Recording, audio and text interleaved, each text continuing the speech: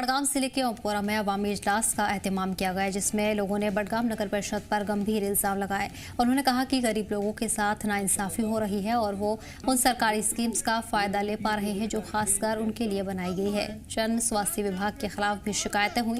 लोगों ने कहा कि महकमा उनके नाम बिना बताए समझौतों में जोड़ रहे हैं और हजारों रुपए के बिल भेज रहा है। उन्होंने कहा कि ओमपोरा में अब तक डेवलपमेंट्स के लिए कोई ठोस काम नहीं हुआ है। फूड डिपार्टमेंट के अफसरान ने बताया कि राशन कार्ड जैसे एएवाई और बीपीएल कार्ड 2011 की जनगणना के आधार पर जारी किए जा रहे हैं। घरों का वेरिफिकेशन चल रहा है और जल्द ही सभी लोगों को इंसाफ मिलेगा। वहीं मकामी लोगों ने गैस डिस्ट्रीब्यूशन एजेंसीज पर भी सवाल उठाए और कहा कि ये एजेंसियां गैस की कालाबाजारी कर रही हैं और जरूरतमंद लोगों को गैस सिलेंडर नहीं दे रही।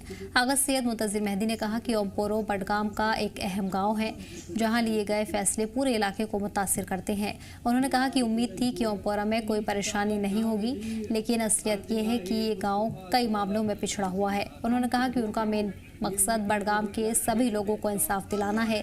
साथ ही उन्होंने कहा कि पीएचई और पीडीडी विभाग सही रिपोर्ट बनाए और घरों में बिना वजह बिल भेजने से बचे। उन्होंने आरएंडबी डिपार्टमेंट की तारीफ की और कहा कि ये महकमा दिन रात मेहनत कर रहा है और अपने काम में बेहद जिम्मेदार है। हमारी यही कोशिश रही है कि हम बडगाम के वोट को हम आवाज़ दें।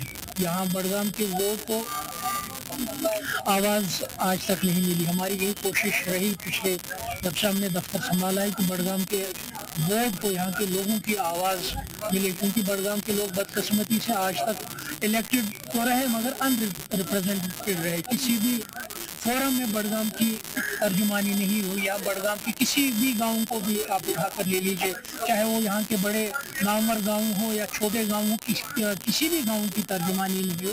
वही एक उसी का एक एग्जांपल आप ओमपोरा भी दे।